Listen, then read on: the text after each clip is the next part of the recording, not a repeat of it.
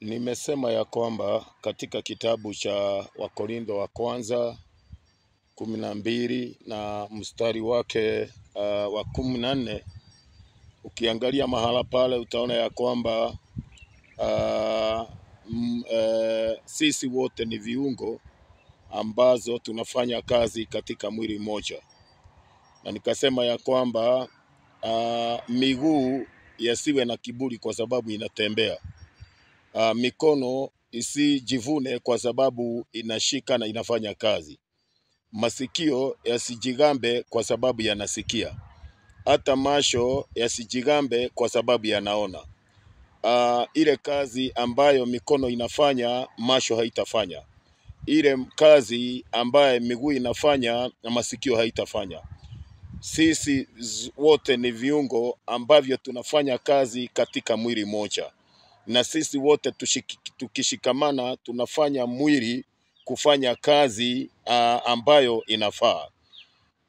Na nikasema ya kwamba katika mwili kuna viungo vingine ambavyo havionekani.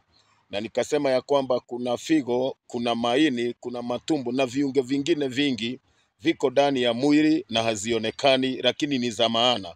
Maana pia kama figo hakuna, hata viungo vingine hazitaweza kufanya kazi.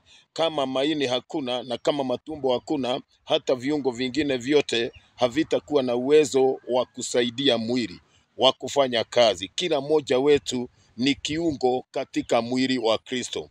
Na ndio sababu nikasema ya kwamba hata katika jamii kuna watu wengine ambaye hawaonekani. Hata wakati familia inaitana mkutano, unaokuta ya kwamba wanasahulika. Ni vizuri tujue ya kwamba hata hao ni watu wa maana katika ufalme wa Mungu.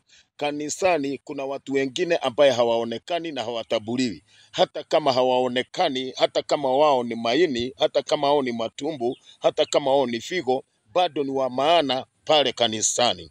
Katika kijiji utapata ya kwamba kuna watu wengine hata wakati kuna sherehe hawakumbukwi, hawatumii barua.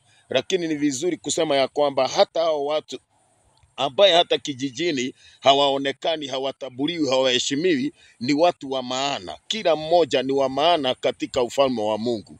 Hata zile viungo ambavyo havionekani ni vya maana katika mwili. Kwa hivyo tuheshimiane.